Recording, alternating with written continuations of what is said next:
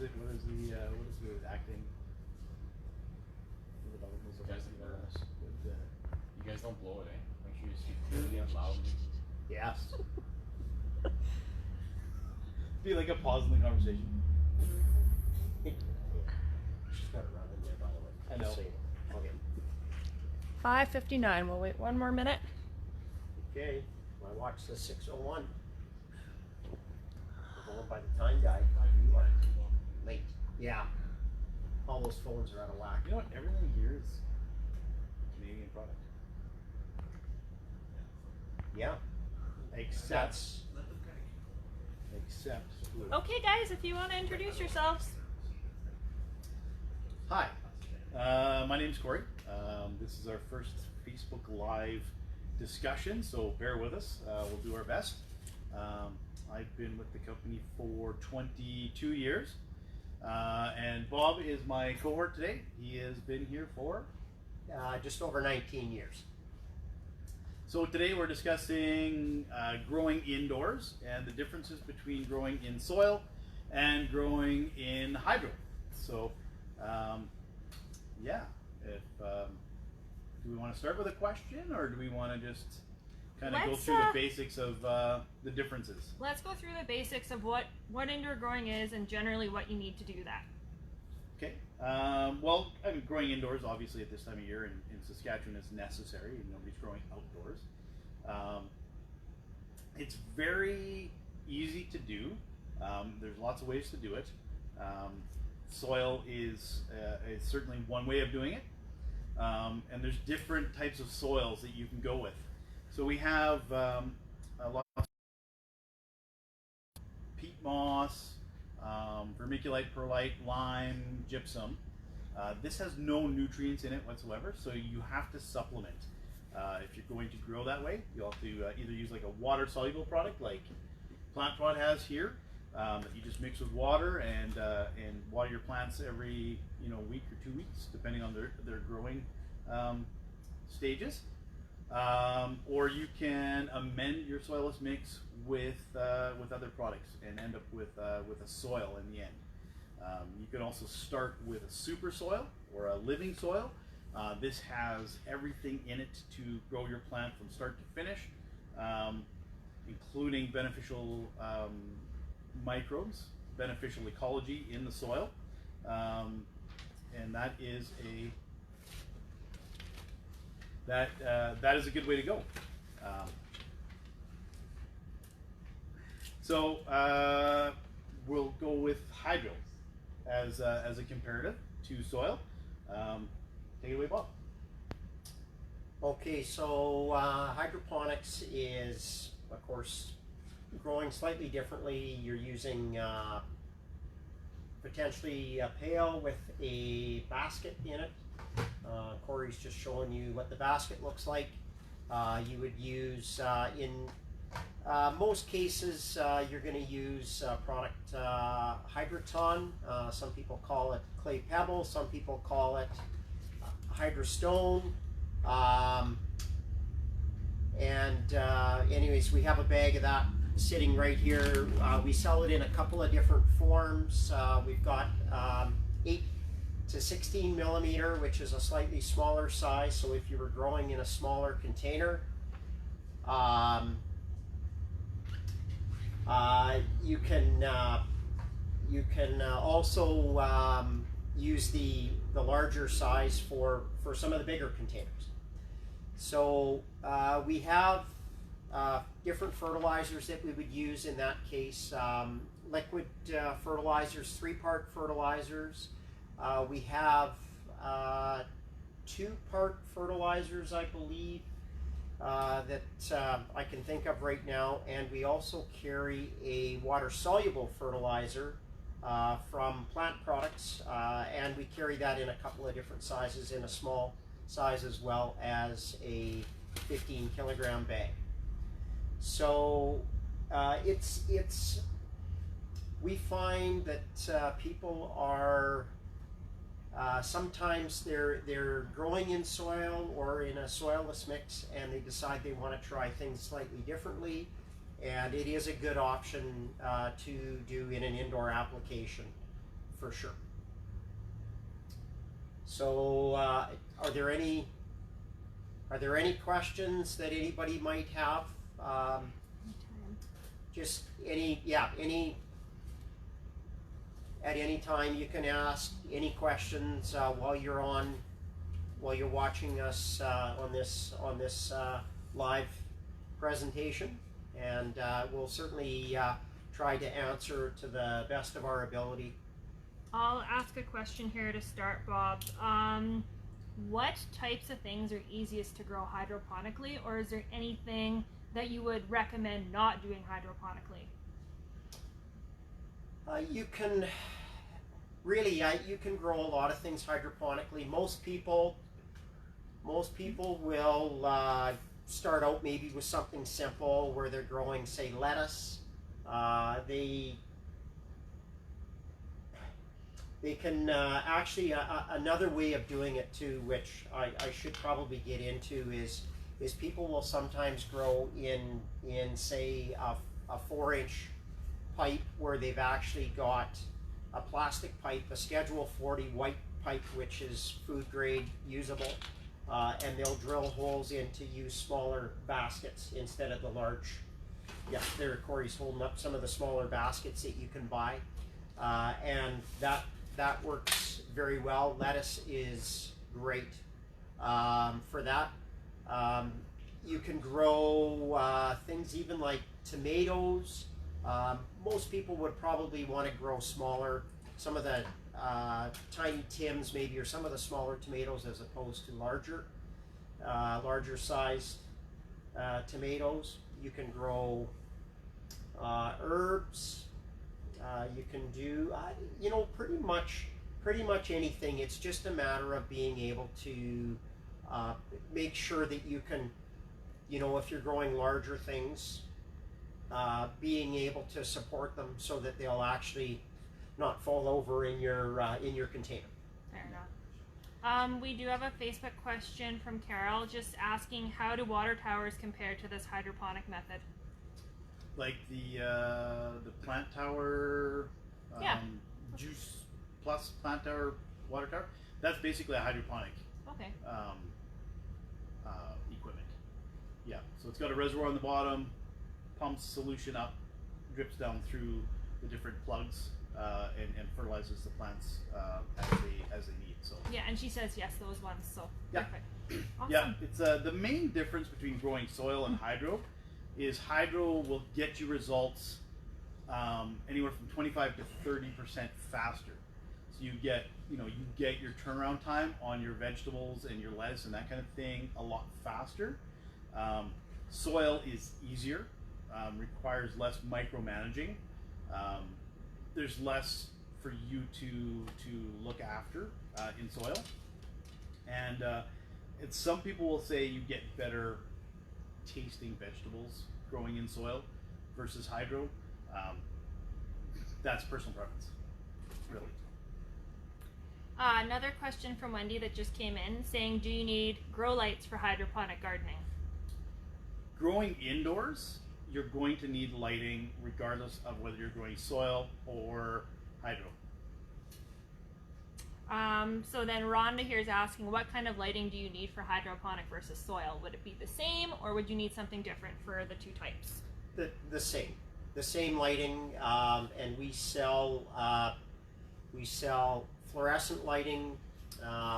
We carry some LED lighting, and we even go as far as selling if you're looking for larger lighting systems.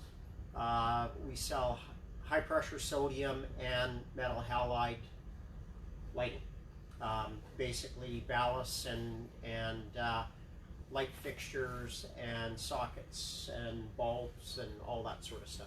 Okay. Yeah, you want a full spectrum light that would have basically about 80% or greater of the spectrum of sunlight. That's going to give you the best results for growing plants. So indoors, if you don't have a good window that gives you natural light, you're going to need to supplement. And even then, at this time of year, we're getting 6 hours of decent light it's not enough.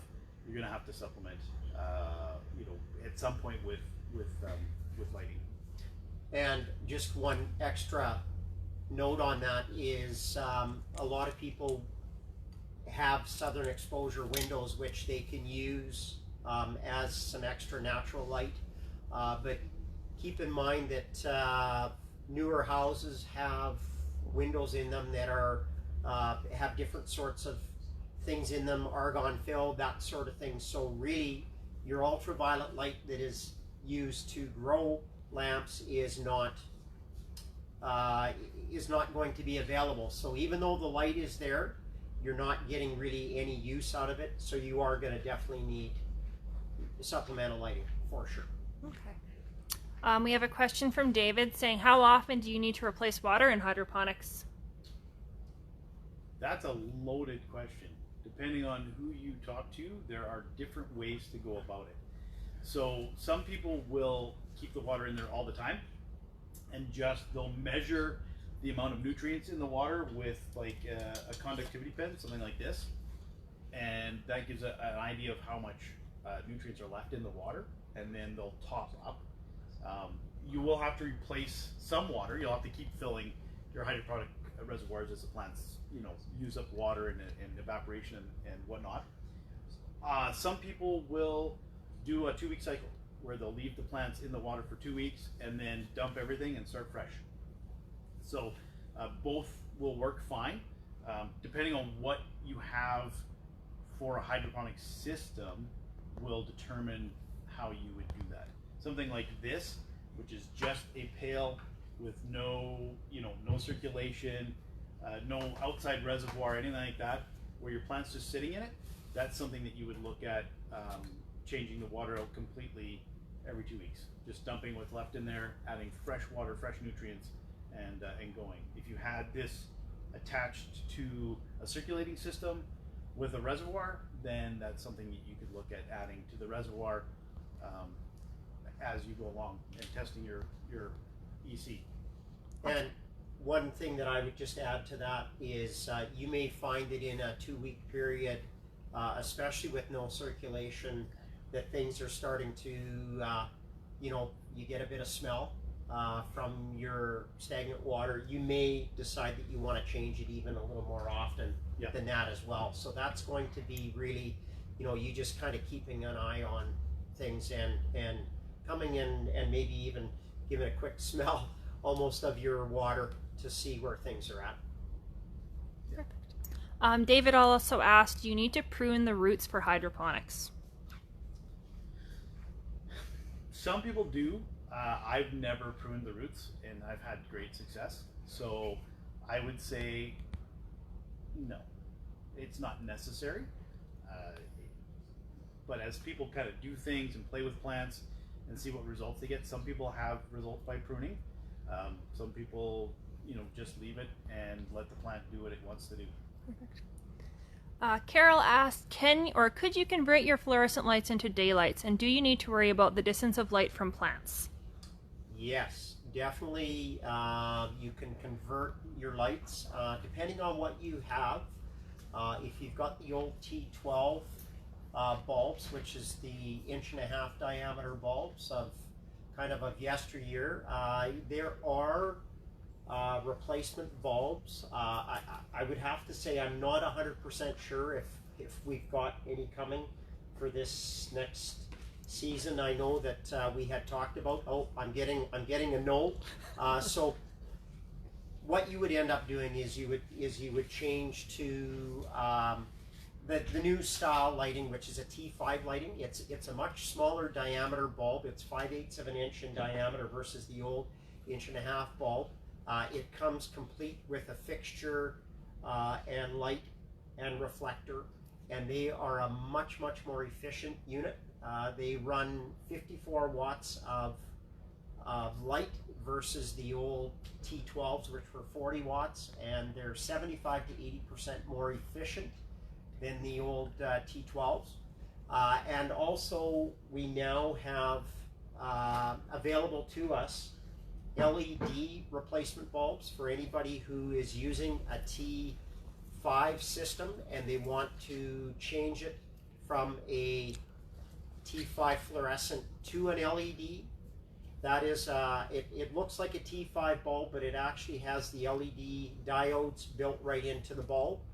And you will get, I believe it's around 35,000 hours out of that bulb, I believe. Yeah.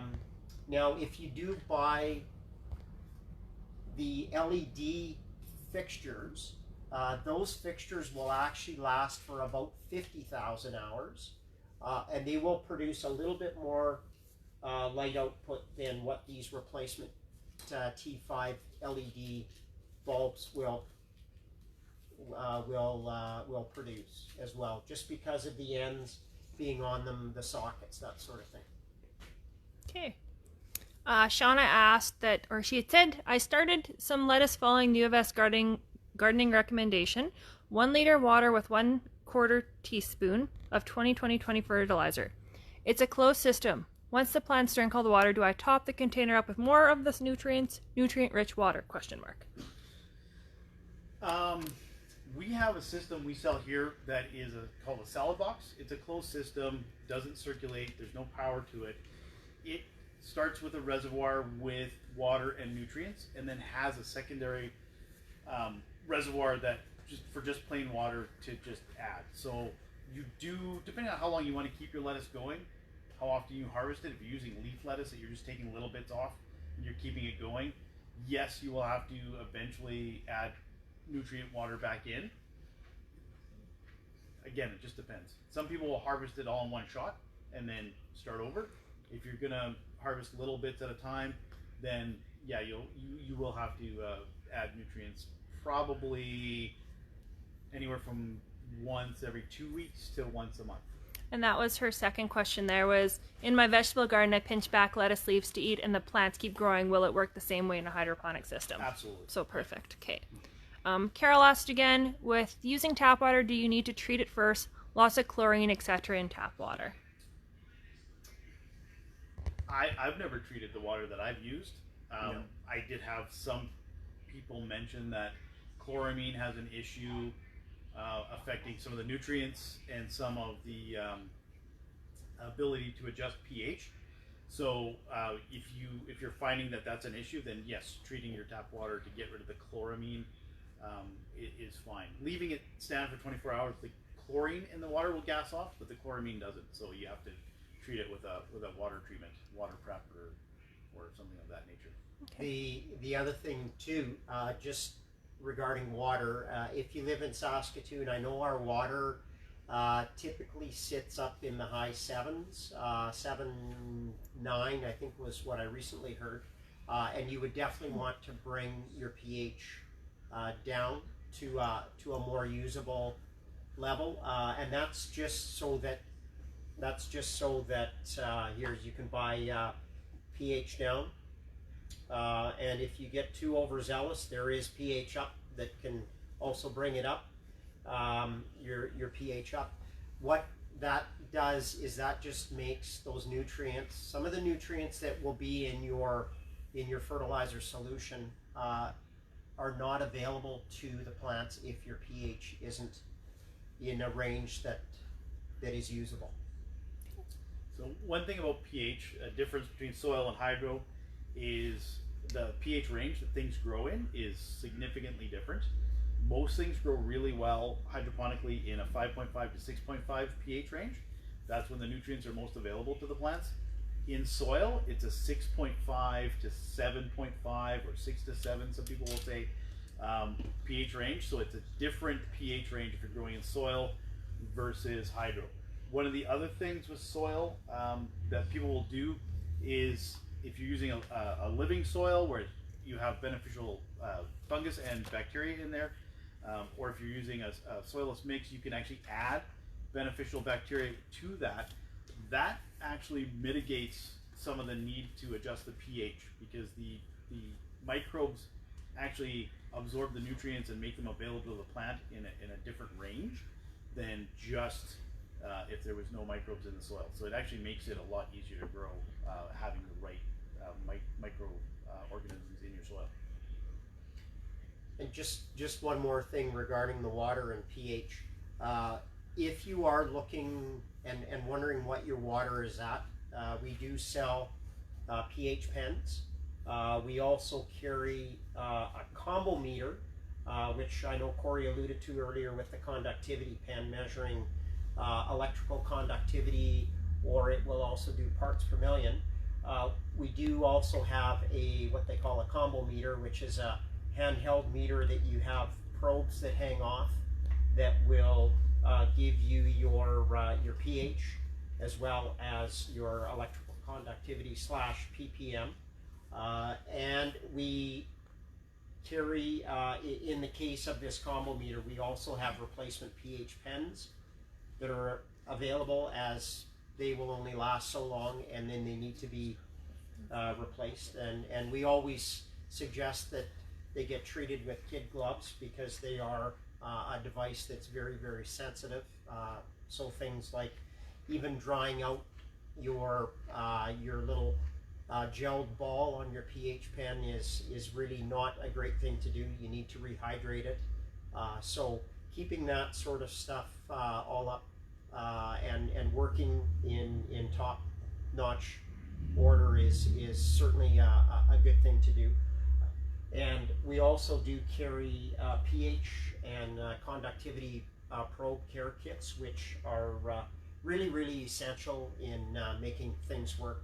You can also buy calibration solutions, which do come in the conductivity pH probe care kit, but we also sell those in larger sizes as well as the storage solution too.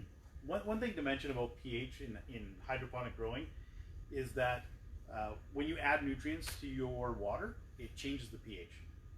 Usually it drops it quite a bit. So in some cases, even though you're starting with a high pH water, by the time you add your nutrients, you might actually be a little bit lower, in which case you have to add some pH up to get it to where you need to go. So when you're dealing with hydro, you're constantly checking your pH. Soil, you don't have to do that so much. Once you kind of get your soil where it's supposed to be, you're good to go. So again, less micromanaging with soil versus hydro. Hydro, you got to make sure that you don't overdo it, and keeping your equipment clean and calibrated is key, because then you're getting the right readings, and you know what you're doing. So. Okay. Rhonda was just asking, how much is a large pail with the basket? Is that what you would use, say, for a tomato plant? Yeah, this would be perfect for a tomato plant. The pail is $15, and the basket is $3.95. And then you have to get like a small bag of Hydroton to put in there. That's $15, $14.99. Yeah. $14.99. Okay. Sean. And, sorry, I was just going to mention too, with the pails, you notice that it's a black pail that gets used. White pails tend to allow light in, and you can have algae growth and things like that. So that's why we certainly do suggest using a black pail along with, you know, any of the different bucket baskets that you might want to decide to use. I'm just going to ask a question here too. So then with hydroponic growing, do you find that algae and issues like that are more prevalent than in growing in soil? And how is best to treat that? Yes, it certainly what we see is with things exposed, especially when the plants are young, you know, and you're lighting on top, when things are wet, you can certainly get some algae growth that happens, and we have seen it on the Hydroton from time to time. Some people even will use, and I notice that we don't have any, but Grodan, yep. which some people will start plants in Grodan, which is like a spun type of a almost like an insulation, but it's specifically designed, you know, for growing in, and people will start out with starting their plants in that, and then they will insert that plant with that little in the case of what Cory is showing there, it's an 1.5-inch block, tear apart block, and it can be put in with the Hydroton, and so that your plant can continue to grow. And yes, certainly we have seen algae issues, and that's something that you don't really want to have, and it can be treated. You can use things like hydrogen peroxide, which in the case we do carry a 29% that can be diluted with water and used to help and treat that sort of thing. Okay. Yeah, you'll get some algae growth on top of soil sometimes, but it's usually just on the very top. That's where the light gets through. Same with the grow down, it's usually just on the top, not through the grow down. In a bucket that is clear or white or allows light through, you get algae growth all through, and the algae competes for nutrients with the plants. You know, takes oxygen out of the water, which is not bad, which is not good for the plants. So you kind of want to keep that algae down. So Perfect. The next question from Shauna: is there a big difference between starting in Jiffy Pots versus Rockwell? So, kind of touch that a little bit. Jiffy Pots or Jiffy Pellets? Let's do both. Not a whole lot of difference between Jiffy Pellets and Grodan. It's the same idea. It's in a tray. You've got your individual holes for putting the seeds in. The main difference is Grodan will hold water differently than your peat pellets will, and peat pellets you can plant right outside. You can plant in soil, and they'll break down and just become soil. This will not break down. So this is attached to your plant until the plant's done. Owen is asking, will shop lights work for growing hydroponic lettuce indoors? Depends on the shop light. More and more lighting out there is getting better in terms of the quality of light that they emit. Full spectrum lighting, in addition to being good for growing, is also good for seasonal affective disorder. So a lot of light manufacturers are just going that route. So you'd have to look at the light specs on your shop lights to really know if they're going to work for your plants. So if you have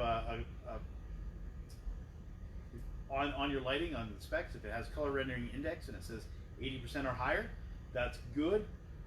Your lumens will determine whether you need 1 or 2 or 3 lights to get the volume of light that you need for the plant to grow properly. So that can be adjusted just by adding more lights if you need to. But the spectrum is really key. So try to do a full spectrum light if you can. And just to add to that too, shop lighting can be fluorescent lighting, of course, like we've spoken about, or high pressure sodium lighting as well. And so those again are, like Cory mentioned, about the CRI, or the color rendering index, looking at things like that, and also looking at potentially bulbs that are more suited for growing. Any other questions? Does anybody have any questions about soil versus like some of the things that you can add to soil to get to where you need to grow, or anything of that nature? There is one more question, just saying, how do you stop young lettuce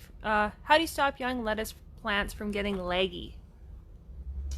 That could be, good question, by the way, because that was something that I wanted to talk about.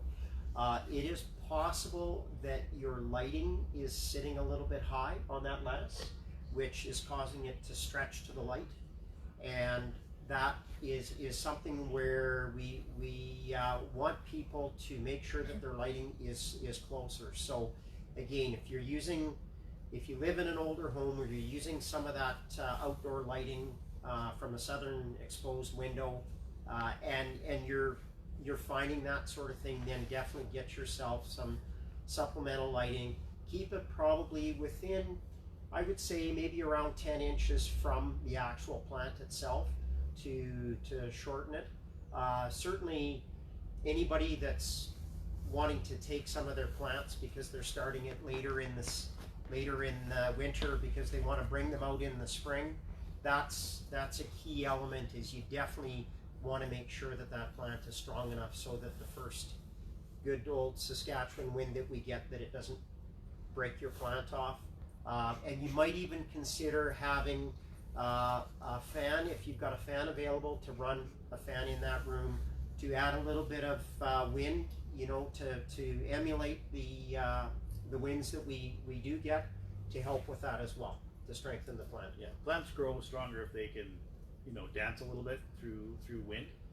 They'll grow better and they'll grow a little bushier and thicker. So having a fan is really, really good. One of the things that hydroponic growers will find lacking is silica. Silica is naturally found in soils, not in soilless mixes. So anybody growing in a soilless mix or growing hydroponically is going to lack silica. And silica is key for strong cell structure in plants.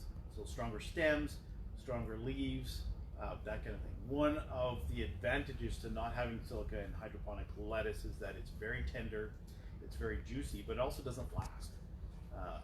You trim it, you eat it. If you don't eat it within like a day, it's all gone wilty and it's not good. And that's just the lack of silica. So you can change that by adding like a potassium silicate product to your hydro. This will also raise the pH, so you have to watch it a little bit. But that's going to put silica in the water and just help your plants grow stronger and be more disease resistant, bug resistant, that kind of thing. In soil, you would use something like green sand, this guy here, which is an iron potassium silicate product that you would mix in the soil, or soils mix, just to get that silica in there so that your plants will be quite a bit stronger. Okay, Carol was just asking if we could talk a little bit about these products that we've got in front. I think she's referring to our growing medias. Yeah, certainly. So we started kind of at this end with living soil. So we've got two kinds. We've got Bud Mud, which is made right here in Saskatoon, and we've got Gaia Green, which is made in BC.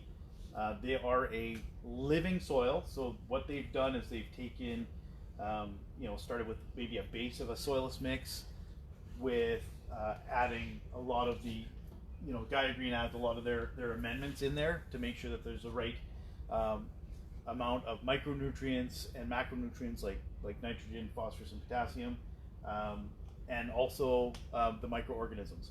One of the downsides to super soil or living soil is you can't sterilize it. If you do, you kill all the good stuff. So you may get some bugs in there, like fungus gnats, that kind of thing, but it's really a good product for growing stuff in. Pro Mix is a soilless mix. This particular one, actually, they add a beneficial fungus into the mix, so there is some microbial action there.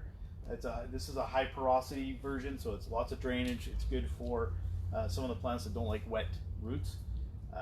Perlite is just a soil additive that you would add to existing soil, or you could add to a soilless mix, again, just to create a little more air, a little more drainage. And then we get right into the Hydroton, which is a non-reactive baked clay product that's really just there to hold your hydroponic plants in place, something for the roots to root into so it grows upright and doesn't fall over. And I'll just add one more thing that, as you were mentioning all those products, Cory, is perlite is actually something that can be used as a growing medium as well. We see that in some of the greenhouses, actually, in the province, are using that. They just find it's an easier product to control, things like algae, bug. Certainly bugs are a huge thing, in a greenhouse situation. So, and again, I'm sure people don't really like to have a bunch of bugs flying around in the wintertime in their home. So it is another option as well that can be used for sure. Yeah. Perlite has nothing in it. It's a very sterile product, so it's good from that point of view. You're not going to have any diseases in there. You're not going to have any bugs. It does float really easy, so I find in some hydroponic circumstances it's a little hard to keep your watering proper, because it just it fills up and then floats out of the pot. But it is a good product, and it's certainly good to add, to soil mixes or soil. Okay. Shauna asks, just how complicated is it to hydroponically grow a blooming plant like tomatoes? I understand that fertilizer needs to be adjusted at a key time. Not necessarily.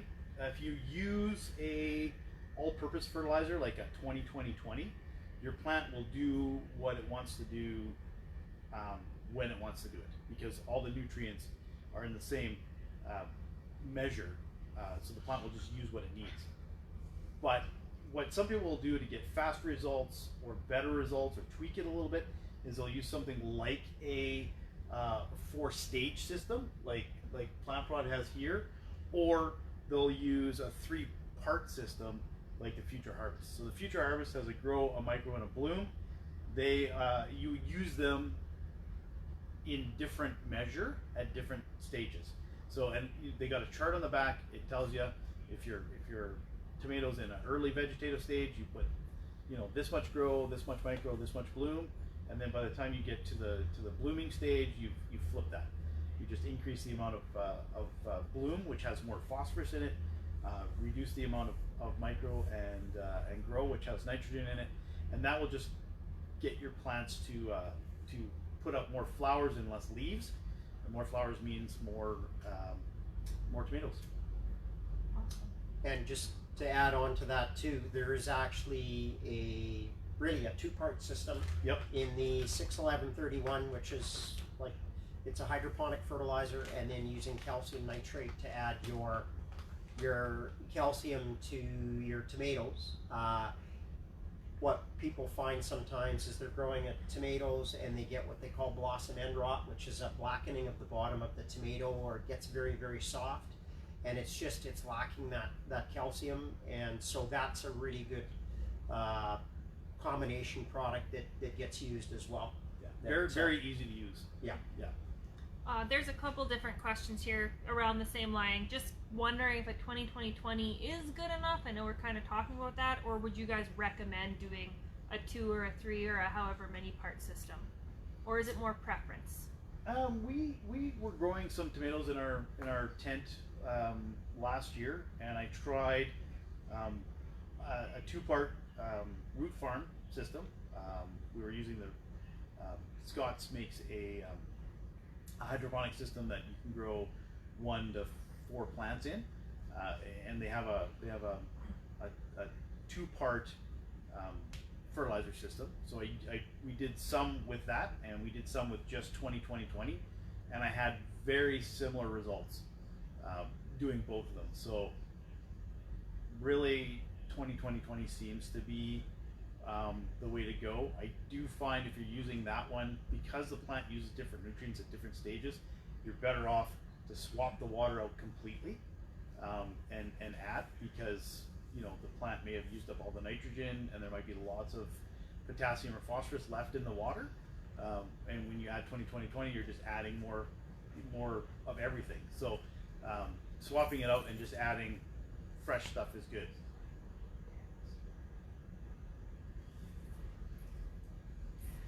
The next question is from Xander. He says, "Hey Bob, long time no talk. What do you guys recommend for beneficials?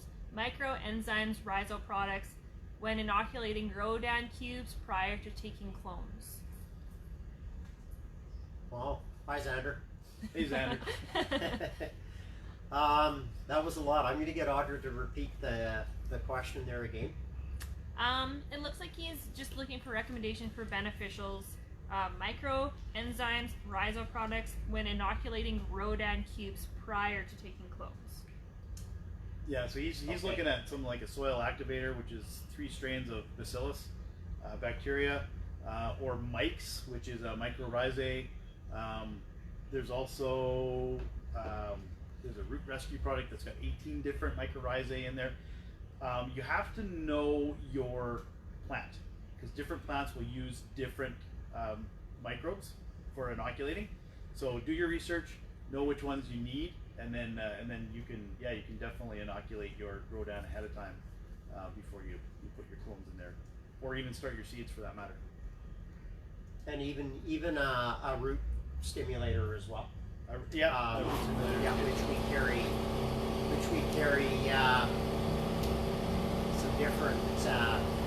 some different types of that. That certainly most of them now that we sell are a gel version.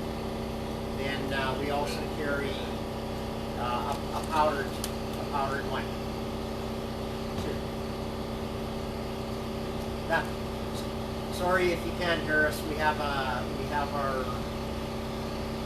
our water system in our building here. Every once in a while, kicks into pressurize. Yeah, kicks in to make sure that the pressure is up. So it'll stop there. It stopped. And we know better for next time. Yeah, that's right. Exactly. Carol was asking, reference to when you're talking about perlite, do you use like straight perlite or it's mixed with something? Either or. You can do Either or. both. Yeah. The key, if you're using straight perlite in a hydroponic situation, is you wouldn't want your water level to be up so that it was causing your perlite to float, because perlite is much lighter than water. So you would want to make sure that your roots are down far enough so that that's not being a problem. Tina's asking, what can you guys do what can you do for fungus gnats in indoor plants? That's an easy one. I'll let Cory go and get that. And one thing that we like to talk about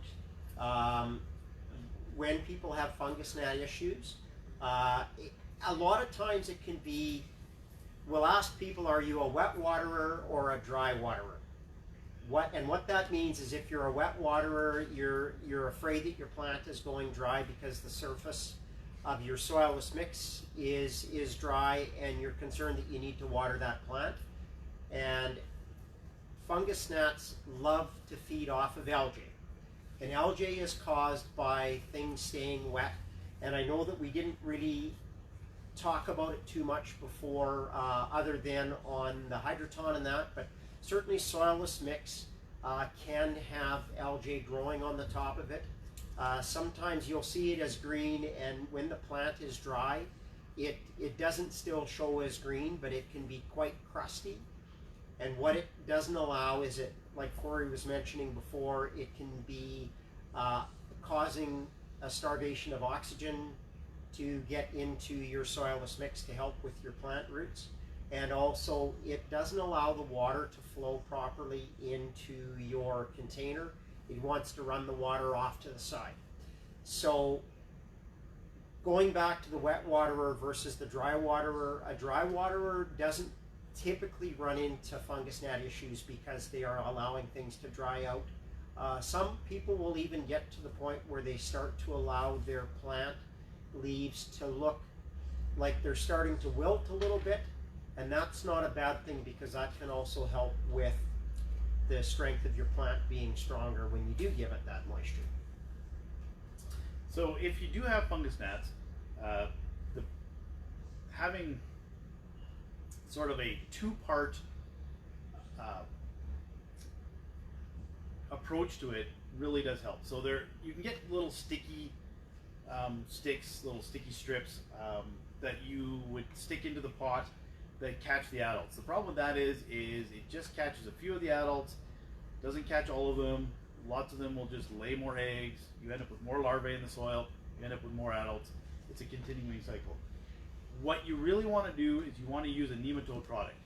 And so there's several out there. We have one called Pop Poppers. We have Ant Out, Grub Out. It's all the same nematodes. So even though this one has labeling for grubs in your lawn and this one has labeling for ants in your lawn, it's all the same nematodes. It'll all do the same thing. It'll get rid of poor insects in your soil. So what you would do in this case, you would mix it in a watering can, water it in. Now nematodes are water sensitive, so you have to be one of those wet waterers in order to make them work. But they will actually go into the soil, they'll seek out all of the bad insects in the soil and actually parasitize them and kill them. And that gets rid of your fungus gnat problem really, really well. And just to add one more note to that, we also do carry another product called Nemesis, which is again the exact same. It's Steiner Nema is the nematode or nematode, some people call them, and it is available too in a couple of different sizes that we keep in our bio fridge in the store here as well. So there are several products out there that we carry that we can order in that will take care of a variety of different insect issues, spider mites, aphids, so on and so forth. They're listed as beneficials, ladybugs, predatory mites. There's even certain strains of bacteria that will kill insects or fungus that'll kill insects. So there's certain lots of options out there for getting rid of your pests, either growing soil or hydroponically without having to use a chemical pesticide. And then there are obviously chemical options, to deal with insect issues as well. Going back to changing water, Tina's wondering kind of how frequently you would change water for lettuce or cucumbers in hydroponic growing.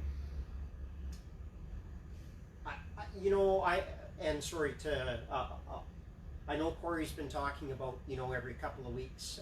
Again, you may find that you need to replace it even more often than that. 7 to 10 days, some people are changing as often as.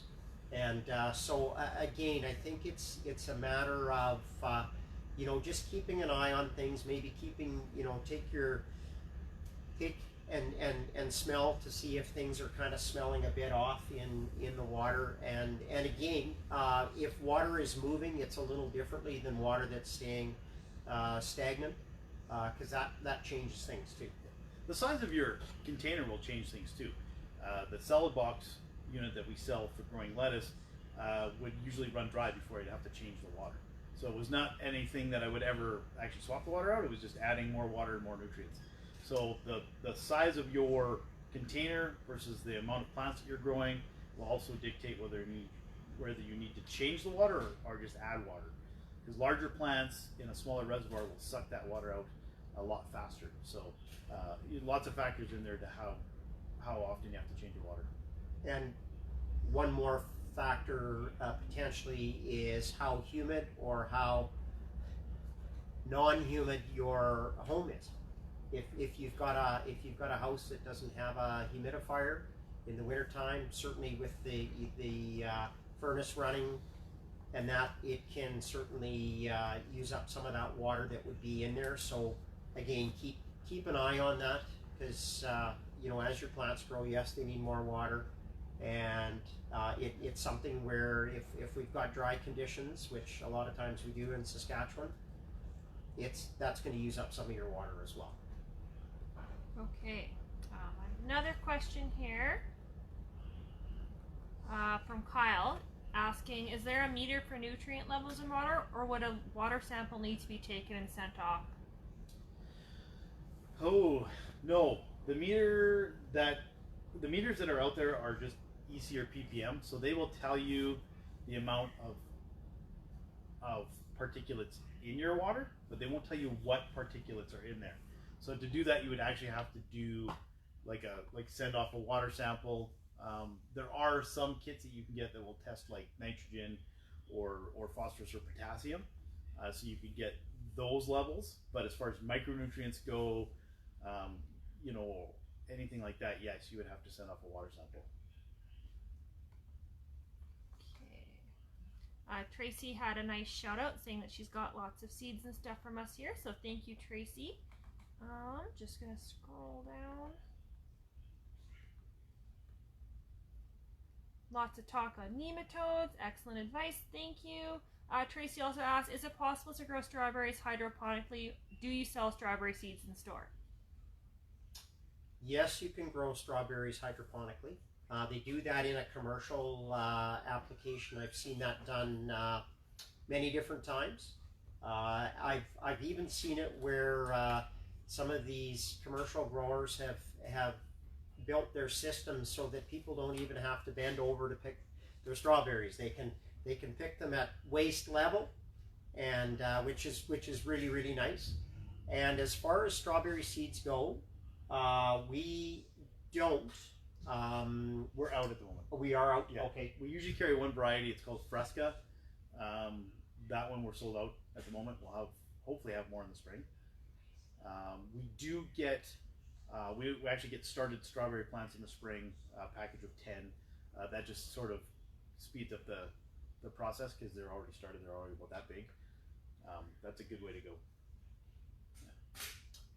If there's anybody out there that has any other questions, certainly get on the keyboard and type Audra, and she'll pass the questions on to us. There is one here from Rhonda. Is it okay to have a hydroponic system and soil system close to each other? Yep. Yeah, we had 2 hydroponic tomatoes and 1 tomato in soil in a 4x4 tent last year, just to compare growth patterns, and not an issue having them side by side. Perfect. So if you want to test out what you like better, that's certainly a good way to go. So anybody have any questions about lighting again? What useful things, lighting wise, do you guys think that we can chat about while we wait for some more questions? Lighting footprint is kind of key. When you're dealing with your volume of light, having lighting that kind of comes straight down on the plants, or even lighting from the side, will cause the plants to grow in a bushier manner. When you just have sort of one light in the middle, the plants tend to grow towards the light.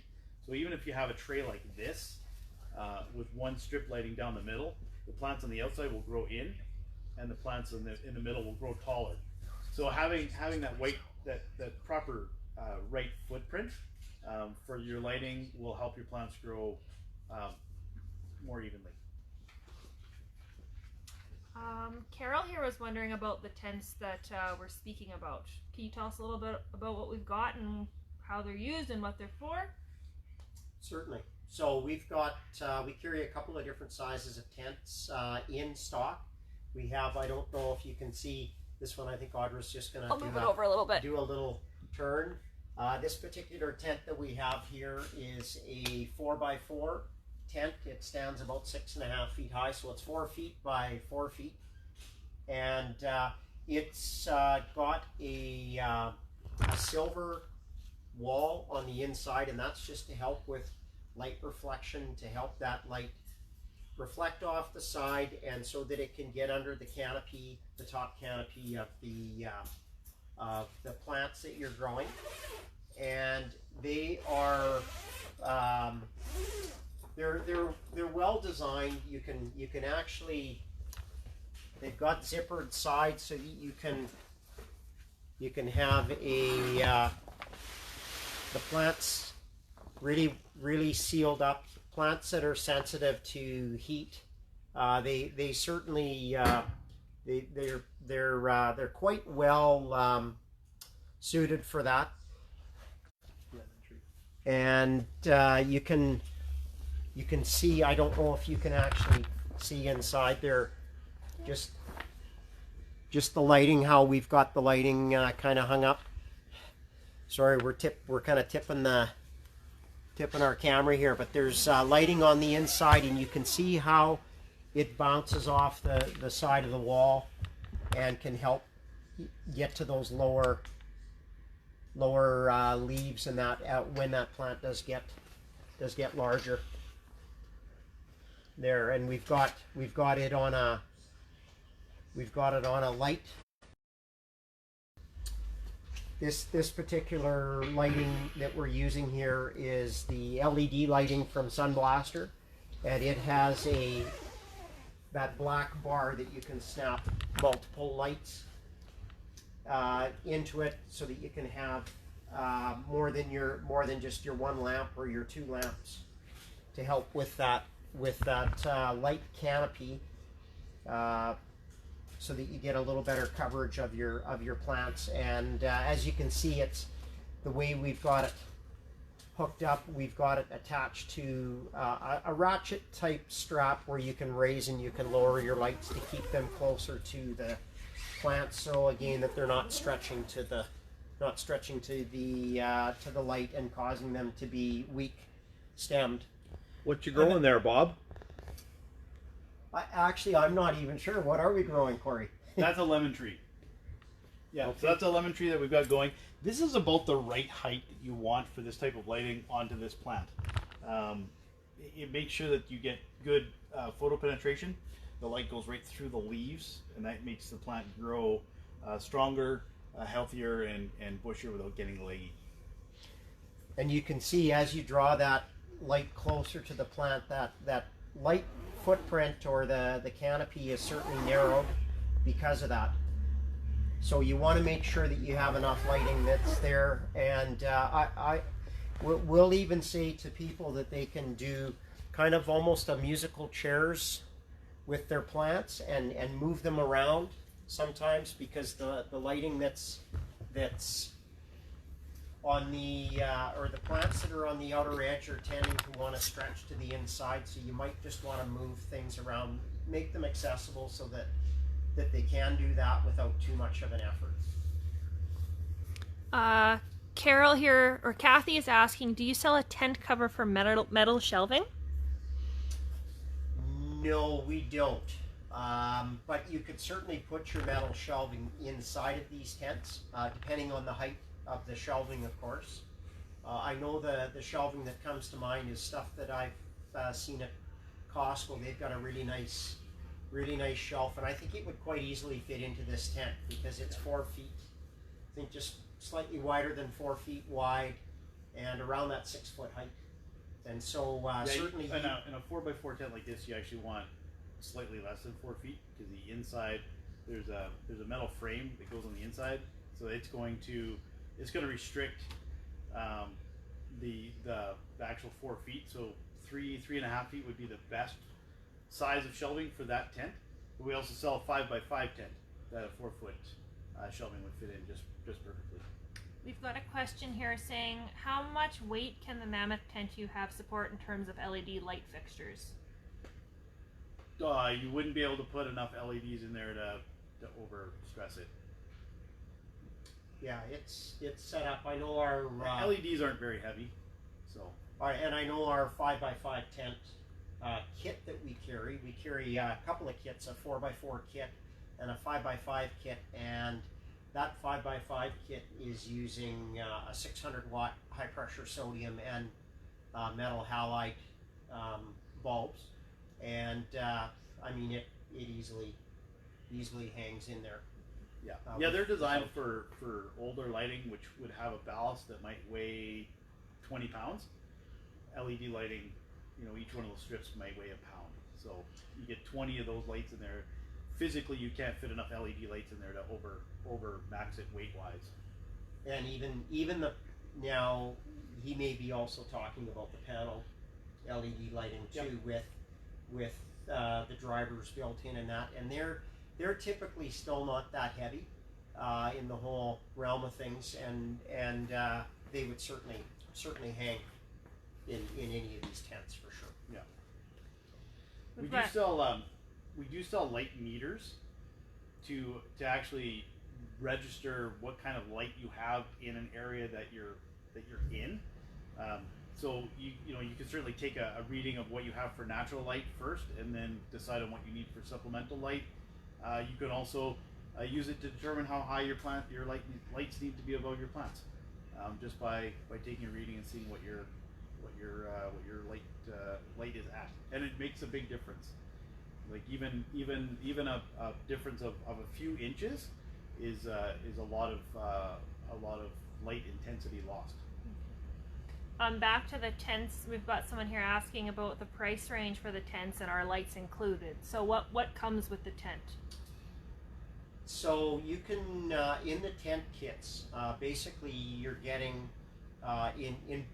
I'll go to the 4x4 tent first, and then I'll let Cory, if he wants to talk about the 5x5. Yeah. They're virtually the same, other than the lighting is different in them. So in a 4x4 tent kit, you get the tent, you get a 315 watt ceramic metal halide fixture, which is all-in-one complete fixture with a ceramic metal halide bulb, and it only comes with a single bulb, and I believe it's a 4100 4100K. Yeah. 4100 degree Kelvin bulb, 4100K bulb. It comes with the adjustable hanger to be able to raise it and lower it. It comes with a 4-inch inline fan. It comes with the ducting to hook up that 4-inch inline fan. It has a 4-inch carbon filter. It has a 6-inch clip fan that would clip onto the inside to get that air movement, and it also comes with a 9-inch floor fan as well. And a power bar with timer. Oh, correct. A power bar with the timer, and it's a really cool power bar in the fact that part of that power bar has got constant power to it 24/7, and the other part of that power bar is run off of that timer so that it can turn things on and off according to whatever time you set. Now you can go ahead with the 5x5. How much is the? Oh, the tent kits are, the tents by themselves are $250 for the 4x4, $289, like $290 for the 5x5.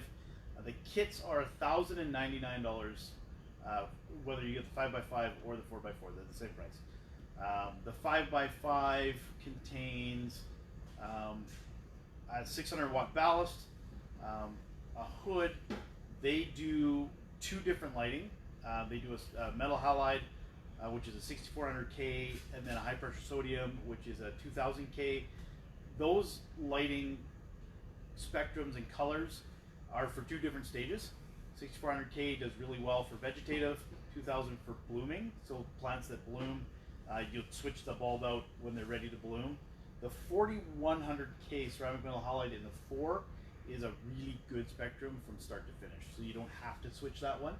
It's just kind of a really good balanced spectrum that you can grow anything, blooming or otherwise, start to finish.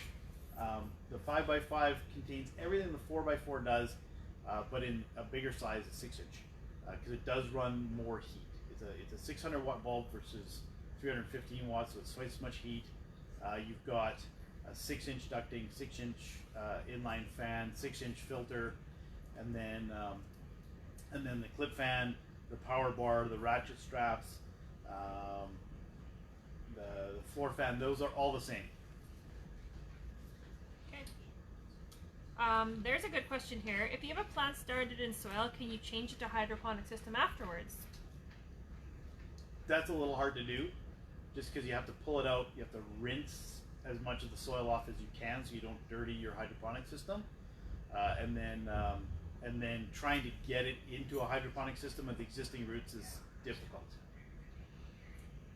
Yeah, and I just to add to that, I think especially if you're running a circulating system, yeah, definitely things like the soilless media or the soil that you're using would get into the water, and of course it could potentially plug up your pumps, because in most cases people aren't using very large pumps. They're using smaller, pumps that are just efficient enough to do what they're needing to do. Yeah. Any other questions? Does anybody have? There are other tents available. I should make that note. We don't bring a lot of them in, but we have a propagating tent, which is 2 by 2 by 3, I think, 3 feet long, 2 feet by 2 feet, just for getting plants started. It's a smaller area, so it's going to trap the heat and humidity better, so it's better for germinating. There's other tents out there that will fit different sizes. Some people don't have a lot of room, or they have a low head height, so there's ones out there that are 2 by 2 by 4.5 feet, good for growing sort of one bigger plant in there. And then you can get huge ones, like 6 feet by 20 feet long by 6 feet tall. The one reason these ones are black on the outside and silver on the inside is some plants are photoperiod dependent, which means that they won't bloom if they get more than 12 hours of light. And so this allows you to control exactly how much light you get on those plants. So only the light that you put on in the tent is what the plants get. So things like sweet potatoes, if they get more than 12 hours, they don't bloom. If they don't bloom, they don't size their tubers. So you're not going to get any sweet potatoes out of it. Okay, there's a couple more questions. I'm just going to go through, make sure I didn't miss anything. All I'd say is if anyone has any more questions, feel free to ask. I think we'll probably go for 5-10 more minutes depending on how many questions we get. If there's anyone we missed, you're always welcome to give us a call, or you're very welcome to send us an email or a Facebook message. Get a hold of us. We're always happy to help with that. And yeah, if you ever want, we have a lot of our hydro and indoor growing product stuff online, so you can visit us at earlysgarden.com. Let me just look. There was one about, do you sell rolls of Mylar? Yes. We do?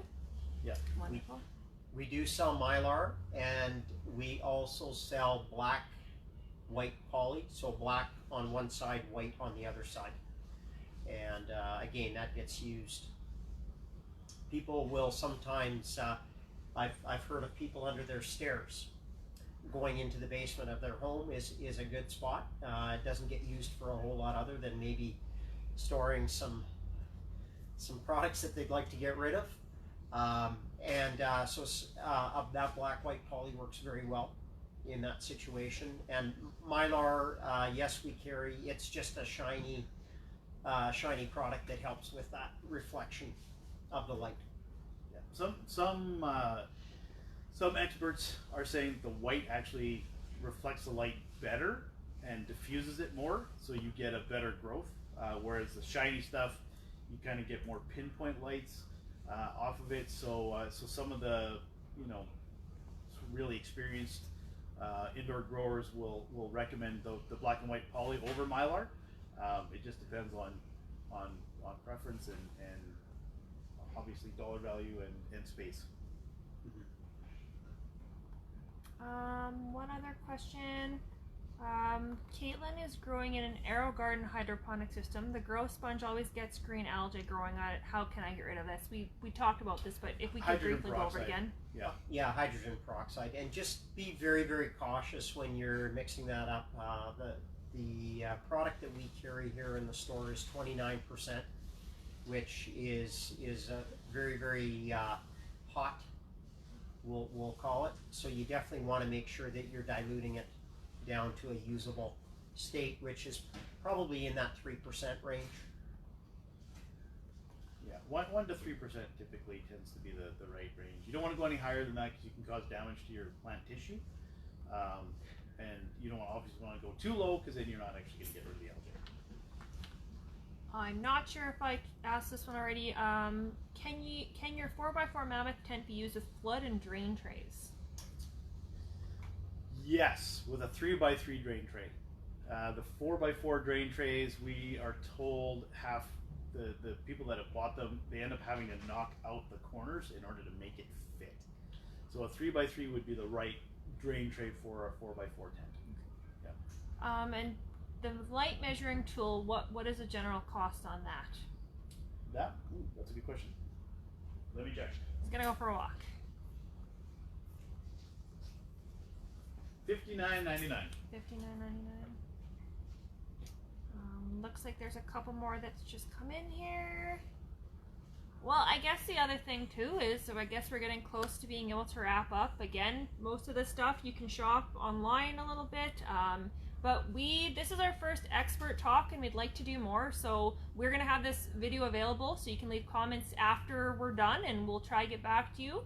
As well, if you've got any topics or ideas for future expert videos, we've got a lot of experts and a lot of knowledge around here, so we really like to share it. As well, we learned some really interesting information and growing and stuff from our customers as well. So if you guys just want to sign out, so we'll say goodbye. And one thing I would say is feel free to come in if you have any questions or any issues. Every situation is different, so you can give us a call.